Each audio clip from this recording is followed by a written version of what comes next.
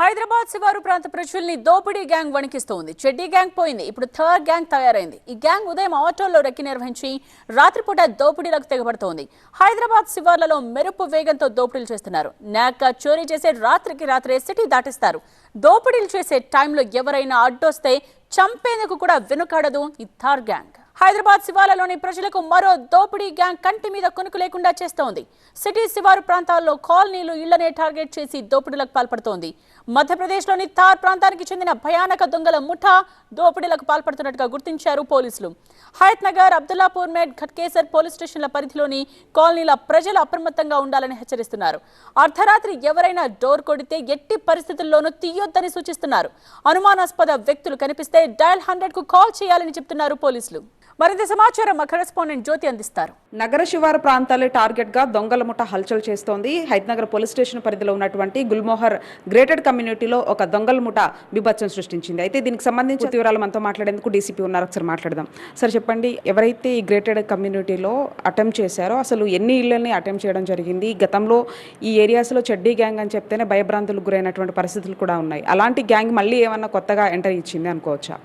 అంటే మనకు ఒక 3 days బ్యాక్ ఈ హయత్ నగర్ శివార్లో ఉన్నటువంటి గుల్మోహర్ కమ్యూనిటీలో మనకు వాళ్ళు బ్యాక్ సైడ్ నుండి ఉన్నటువంటి ఫెన్సింగ్ని కట్ చేసేసి గోడ వాల్ జంప్ చేసేసి వచ్చిన ఒక 4 houses అటెంప్ట్ చేయడం జరిగింది. ఒక హౌస్లో మాత్రము కొంత క్వాంటిటీలో సిల్వరు, కొంత క్వాంటిటీలో గోల్డ్ మాత్రమే దొరకడం జరిగింది. అది కనీసం ఒక 40,000 వర్త్కి సంబంధించింది.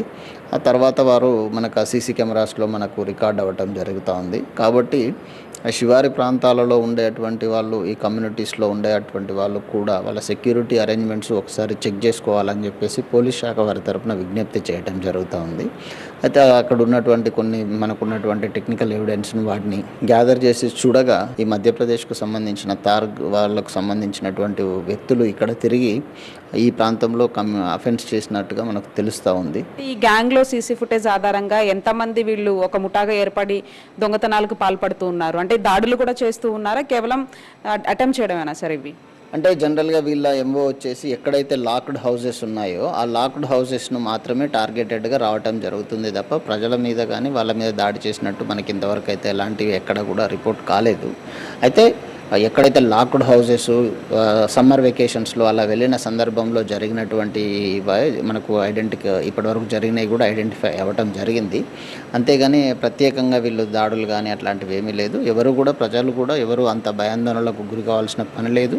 పోలీస్ శాఖ వారు కూడా ఎప్పుడు గస్తీ నిర్వహించడం జరుగుతుంది. అవసరమైన దానికంటే ఎక్కువ blue colts, patrol cars, night గస్తీని కూడా పెంచడం జరిగింది. ప్రస్తుతం వాళ్ళ కోసం ఎన్ని టీమ్స్గా ఫామ్ చేసి గాలిస్తూ ఉన్నారు? సుమారుగా 4 టీమ్స్ వాటి మీదనే వర్క్ చేయడం జరుగుతుంది.